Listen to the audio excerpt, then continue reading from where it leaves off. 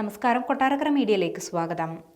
സത്യസായി ബാബയുടെ സ്നേഹ സന്ദേശം വിളംബരം ചെയ്തുകൊണ്ട് പുട്ടപർത്തിയിൽ നിന്നും ആരംഭിച്ച ശ്രീ സത്യസായി പ്രേമപ്രവാഹിനി എന്ന പേരിലുള്ള രഥയാത്ര കൊട്ടാരക്കരയിൽ എത്തിച്ചേർന്നു.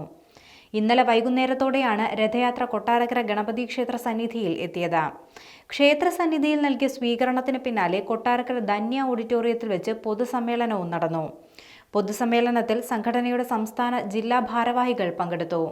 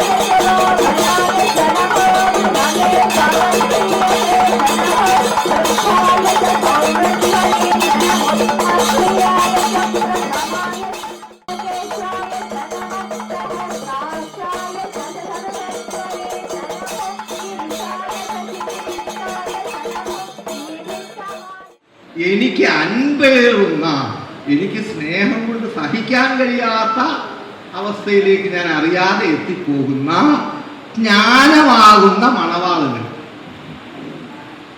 അവിടെ ഏത് നിലവാരം എത്തിപ്പോയി? മണവാളനാകുകയാണ്. അവിടെ മണവാളൻ ജ്ഞാനം തമ്മിലുള്ള ലയം. അതിന്റെ വിശദാംശങ്ങളിലേക്ക് നമ്മൾ പോകേണ്ട കാര്യമില്ല. ഗോപസ്ത്രീകളെ കുറിച്ച് ഓർത്താൽ മാത്രം.